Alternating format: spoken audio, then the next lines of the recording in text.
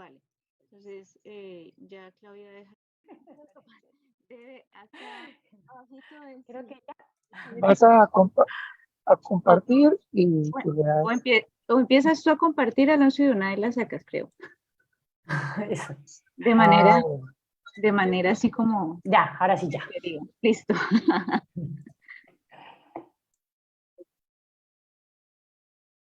¿Se ve? No, ya. Se ve. Bueno, entonces voy a ir bastante rápido.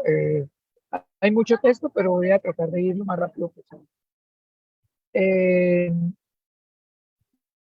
el trabajo que nosotros hicimos, ya escribimos un documento, lo mandamos a publicación, estamos esperando el proceso de publicación. Es Moralidad y Política, un estudio sobre los fundamentos morales, los posicionamientos políticos de los estudiantes de primer semestre de 2001-2002 y 2002-2001 de la UIS desde la perspectiva teórica de Hayek. Entonces, pues primero, y ahí me voy a concentrar, es comprender esa perspectiva teórica de Hayek, porque la idea inicial era trabajar sobre dilemas morales desde la perspectiva de Hayek, y luego de trabajar Hayek y de hacer la investigación, pues nos dimos cuenta que realmente Hayek lo que está es de alguna manera negando la utilidad de esos dilemas morales. El trabajo es de psicología social, que estudia fundamentalmente los procesos psicológicos que están en la base del funcionamiento de una sociedad y constituyen las formas de interacción y cooperación social. Y con filosofía política tiene que hacer referencia fundamentalmente a esta idea de John Rawls y del liberalismo general, que lo expresa en política liberalismo, un liberalismo político, según el cual las democracias contemporáneas primero se caracterizan por un hecho, un factum del pluralismo razonable. Segundo, que ese factum del pluralismo razonable, que es religioso, filosófico y de doctrinas morales, no es solamente una condición histórica pasajera, ¿no? Sino que es un rasgo, una característica de la cultura política democrática. El hecho del pluralismo es estructuralmente permanente, constitutivo y no depende de la voluntad. Es algo así como algo esencial al ser humano como tal. Como factum,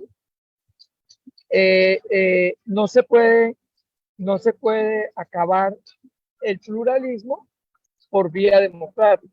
La única manera de acabar con el pluralismo sería a través de recurrir, dice Rawls, a un uso opresor del poder. O sea, tendría que violentarse esa naturaleza humana para imponer un no pluralismo, ¿no? Y eso pues, se ha podido ver en la historia, digamos. Pero hay una cuestión que no responde Rawls, y es de dónde proviene y cuáles son las razones del pluralismo. Si él lo dice que es un pacto, ¿cómo es que el pluralismo moral, filosófico y religioso es constitutivo de una sociedad democrática? Y a esa pregunta responde Hayek, ¿no? En La mente de los justos, el por qué la gente buena se pelea, discute de manera radical, es la pregunta, ¿no? ¿Cómo así que hay gente que tiene buenas intenciones, que son gente buena, que además son razonables y de todo, y se enfrentan de manera radical? ¿Por qué? Y Hayek dice que trata de dar una respuesta desde la psicología y el evolucionismo social a esa pregunta del pluralismo moral. Sí. O sea que el pluralismo moral está enraizado en nuestros genes y por lo tanto es constitutivo de nuestra naturaleza humana. A partir de ahí él desarrolla unos fundamentos morales generales y él dice que se puede hacer una clasificación en alineaciones políticas de tres tipos que las vamos a ver. Entonces hay una conexión entre la naturaleza humana, entendida de tipo biológico evolucionista, o sea, algo permanente, algo constitutivo, y no meramente de historia o de voluntad, y unas posiciones políticas en el mundo, pues hablando de las sociedades contemporáneas democráticas. Él desarrolla, Hayek, a partir de su teoría, un test de fundamentos morales que uno lo puede hacer, ahí está el enlace, y finalmente eso es parte de nuestra investigación. Y la investigación entonces se dividió en tres partes, una reconstrucción de la propuesta de Hayek para entenderla, porque lo que nos hemos dado cuenta es que esto, como que, por ejemplo, se usa Hayek para una presunta discusión sobre dilemas morales y a nuestro modo de ver, pues por ahí no es por dónde va Hayek. Entonces la pregunta es, bueno, ¿por dónde va y cuál es el fundamento de su concepción? Y luego ya la investigación con los estudiantes de los primeros semestres de la UIS, de esos 2 semestres que averiguamos, para ver cuáles son sus fundamentos morales y cómo se alinean en esas tres posiciones políticas. Y finalmente unas conclusiones. Entonces, la propuesta teórica de Hayek, para Hayek, el problema fundamental del ser humano y de su organización no es el desarrollo de tecnología, es decir, el ser humano no se hizo ser humano, como consideran muchas teorías, a partir del desarrollo de nueva tecnología, del trabajo, etcétera, etcétera, sino por la cooperación. Es decir, la naturaleza de los seres humanos no es tan solo intrínsecamente moral, es también intrínsecamente moralista, crítica y sentenciosa, y está obsesionada por la rectitud, pero eso es constitutivo. Es una cuestión, digámoslo así, ontológica, en el sentido de que es necesaria, y por lo tanto lo que nos caracteriza, es decir, la cooperación.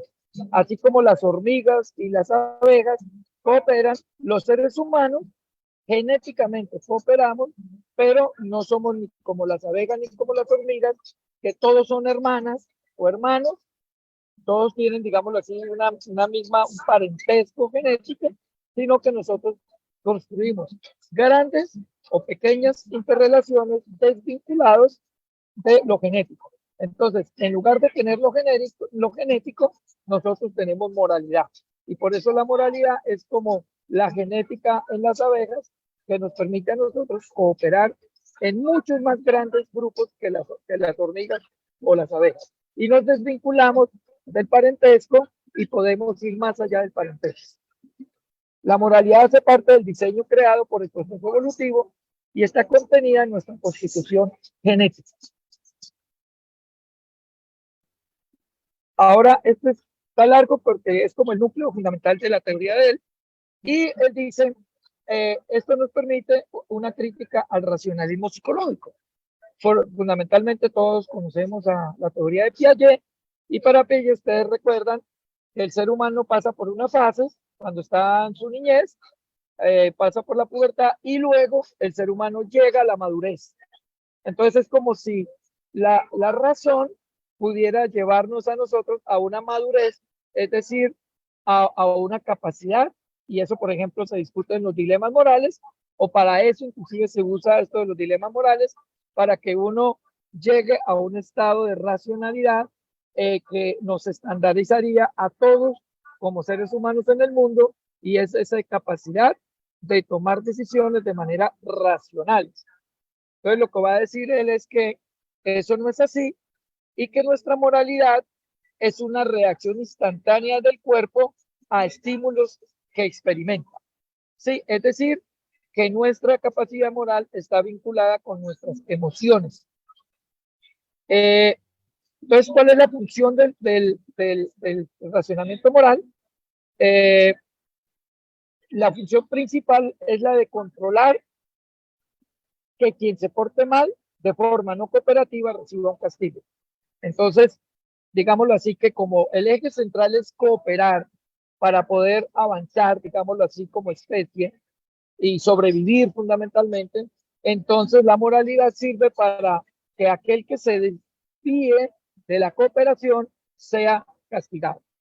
Por eso el chisme, por eso los comentarios, por eso el odio hacia los otros, se considera a alguien como que no coopera, que sobresale de los demás, que quiere gorrear, porque uno de los problemas fundamentales en la cooperación son los gorriones, o sea, el que recibe beneficios sin aportar a la sociedad, etcétera, etcétera, y la moralidad sirve precisamente para eso.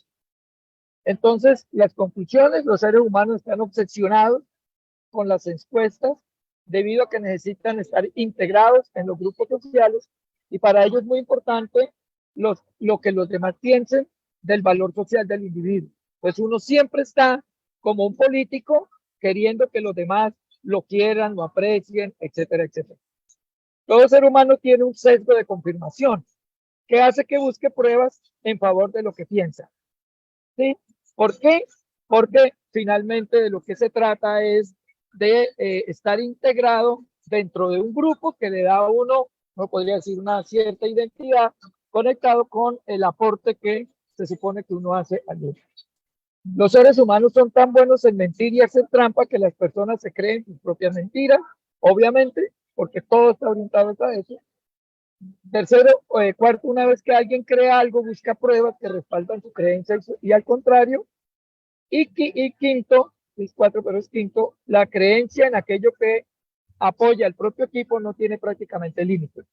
Las personas respaldan de forma prácticamente irrestricta a los grupos religiosos, étnicos, regionales o políticos a los que pertenecen. Y uno siempre busca disculpas para favorecer al que es amigo de uno y ataca al que no está entre el grupo. No sé, yo me puedo pensar en la discusión con Francia Márquez, que ella utiliza un helicóptero para irse para la casa. Entonces los que son adeptos a ella dicen que es que porque ella es vicepresidente y porque pues esto tiene problemas de seguridad y que todos los que la critican son envidiosos. Y cuando la exmandataria de Duque iba, entonces viajaba en un avión, entonces ella era una tramposa, ella era malgastaba el bien público, eso diría la izquierda, y la derecha entonces va a criticar a una, sí, y a favorecer la otra. Y así funciona, eso es prácticamente inevitable, y así funcionan los grupos. La moralidad no tiene como único eje. Este es el primer principio de la moralidad, el que acabamos de explicar, que cada una de las grandes agrupaciones políticas se estructuran a partir de grandes narrativas en torno a los fundamentos. ¿Y qué me pasó?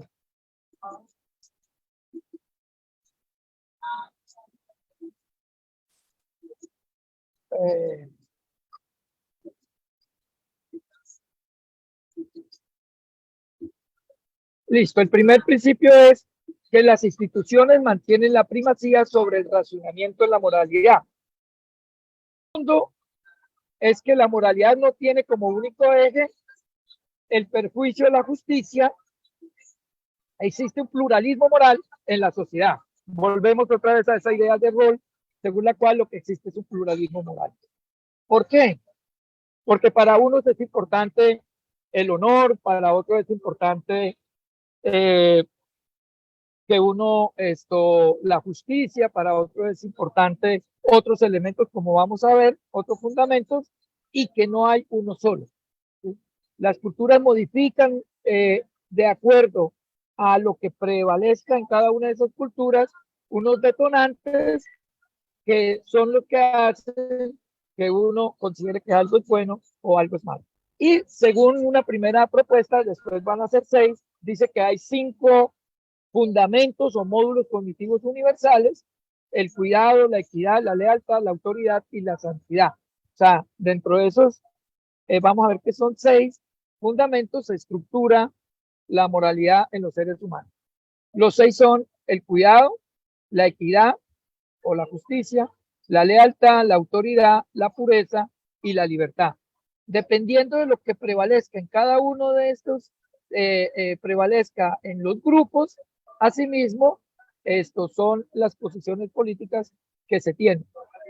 Entonces, no voy a entrar a cada una de esas definiciones, pues el cuidado tiene que ver con lazos de apego con los demás, tiene que ver con la idea de la protección y compasión, la equidad tiene que ver con la honestidad, la justicia y la confiabilidad, la lealtad, el patriotismo, tiene que ver con el patriotismo, la valentía y el sacrificio frente a la sociedad. La autoridad tiene que ver con la defensa de las virtudes del respeto a la tradición y la diferencia de la autoridad legítima, la deferencia a la autoridad legítima. La pureza, que tiene que ver con los valores culturales y esa idea de que uno no debe complacer los deseos sensoriales, sino que se tiene que dignificar como persona o como sociedad. Y la libertad, que hace énfasis en la independencia y en la autonomía. Y finalmente, como decíamos, cada una de esas grandes agrupaciones políticas se estructuran a partir de lo que se valore como fundamento moral. Los diferentes órdenes sociales tienen un centro algo sagrado, un centro, o sea, algo sagrado, que es reforzado por grandes historias. Obviamente que siempre se construye una narrativa, ¿sí? En cada grupo construye una narrativa que no podría decir constituye su identidad. Y esa narrativa les sirve como parámetro para definir lo que está bien y lo que está mal socialmente. Existen tres grandes bloques narrativos en los cuales se estructuran las posiciones políticas contemporáneas. Primero, el progresismo liberal de izquierda, el conservadurismo y el libertarianismo. Son tres posiciones que uno las puede ver en el mundo, en Colombia obviamente también. Entonces, ¿cuál es la narrativa del progresismo de izquierda? Su narrativa es de liberación heroica de las víctimas de las cadenas impuestas por la autoridad, la jerarquía y la tradición, ¿no? Entonces es una lucha contra un mal y contra una historia, y que entonces hay que hacer resistencia, etcétera, todo lo que nosotros ya conocemos sobre esa posición. Odian la exclusión que generan en algunas circunstancias ciertos grupos, tradiciones o instituciones establecidos. Su objetivo es actuar en contra de esa realidad. Las narrativas del conservadurismo, por el contrario, pues hacen un énfasis en el respeto por los valores, las virtudes, las normas, las prácticas, las identidades, las instituciones y tecnologías que se combinan bien con los mecanismos psicológicos evolucionados que por lo tanto permiten a la comunidad reprimir o regular el egoísmo y hacer posible la cooperación. El conservador normalmente ataca mucho al egoísmo, ¿sí? Y también apela mucho a el mantenimiento de eso que permite la cooperación, ¿sí? Por eso todas las iglesias, todas las religiones se enfocan mucho hacia esa idea de respetar unas normas, de romper el egoísmo, etcétera, etcétera. Y finalmente, una narrativa del libertarismo que apela un poco como a la idea del progresista de izquierda, pero en el mundo contemporáneo, el libertarianismo, no el liberalismo, sino el libertarianismo, considera que la mejor forma de relacionarse socialmente es a través, sobre todo, de distribuir bienes y de generar un bienestar, es a través del libre mercado y la libertad individual. Y que cualquier cosa, sobre todo el libertarianismo radical, que cualquier cosa que ataque a esto, finalmente es contraproducente porque genera un desgaste y además una improductividad que finalmente lo que hace es perjudicar a los menos favorecidos, o sea, a los pobres. Entonces, la crítica fundamental de los libertarios a los progresistas de izquierda es que cuando no existe el libre mercado y la libre competencia, se reducen de forma drástica y peligrosa los incentivos para mejorar los procedimientos para la producción de bienes de mejor calidad y precio. El libertarianismo lo que dice, finalmente, así uno sea egoísta, si quiere hacer dinero, si quiere prosperar, pues en el mercado tiene que producir bienes de calidad y a buen precio. Y eso ya es la contribución a la sociedad. Y si todos lo hacen, pues en última la sociedad prospera. Pero si no lo hacen, se meten trabas, finalmente terminan existiendo bienes de baja calidad y finalmente también de mayor precio. ¿Cuál es la advertencia de él? De esta posición es que una vez que las personas se unen a un equipo político, quedan atrapadas en su matriz moral y que no hay, en contra del racionalismo, dilema moral, ni reflexión, ni conferencia, ni intentos racionales de cambiar esa situación. Es decir, si yo soy uribista, por muchos argumentos que me den un no uribista, sigo siendo, porque el vínculo es más profundo, porque es sustantivo, y si yo soy petrista o whatever, que si soy de izquierda, entonces nada de lo que me aparezca a mí, que los hechos, que la realidad, que los números, que las estadísticas me sirve, porque yo ya estoy casado con una posición. Es por esto que la moralidad une y divide al mismo tiempo.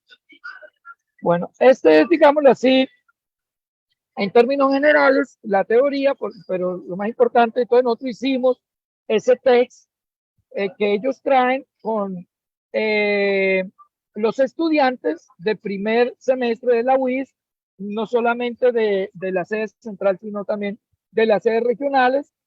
Lo hicimos con toda la población. En 1563 respondieron 909 del 2021 y de 1058 respondieron 1024 del 2022-1.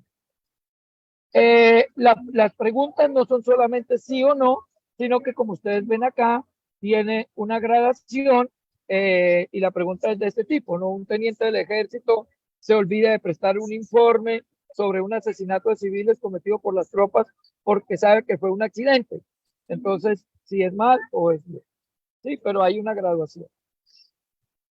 Así aparece cuando, si ustedes lo hacen, pues aparece aquí, miren ustedes, están aquí los puntajes para cada respuesta de qué prevalece. En este caso prevalece el cuidado sobre la justicia, sobre la pureza y la libertad.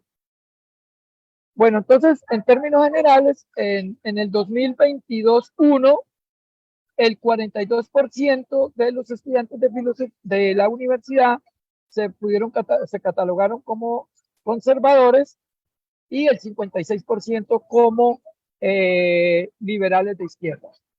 ¿Sí?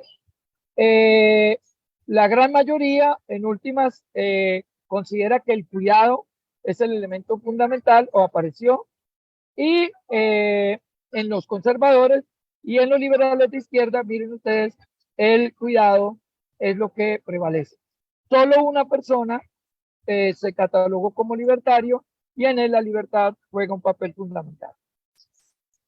Entonces aquí también tenemos el conservador, el 34% fueron conservadores, el 65% fueron progresistas, este es del 2022-1, es decir, la gran mayoría vuelve a estar entre estos dos, y el cuidado es el fundamento moral más importante, el 80%, y en los conservadores y el 93% en los liberales de izquierda. En los libertarios también el cuidado juega un papel importante y la lealtad por este lado también. Digo, la libertad, el 38%. Entonces, pues conclusiones son obvias. La mayoría de los estudiantes de la UIS se catalogan o quedaron catalogados entre los liberales de izquierda o progresistas de izquierda, seguidos por conservadores y una pequeña minoría, disculpen, una pequeña minoría son libertarios, solo 17 de 1933, lo que quiere decir es que el bloque más grande de estudiantes está fundamentalmente entre esas dos, y que la idea del cuidado es el elemento fundamental, solamente que para los libertarios de izquierda el cuidado tiene una significación más orientada hacia madres, cabeza de familia, hacia indígenas, hacia la población afrocolombiana, todos los que se consideran excluidos, mientras que el conservador, el cuidado tiene que ver más con protección de la familia, etcétera, etcétera, etcétera. Pero en general, esos son los grupos fundamentales. Listo, muchas gracias. Gracias, profe Alonso, muy amable por su presentación. Muy interesante también estos resultados. Abrimos entonces el espacio para conversar.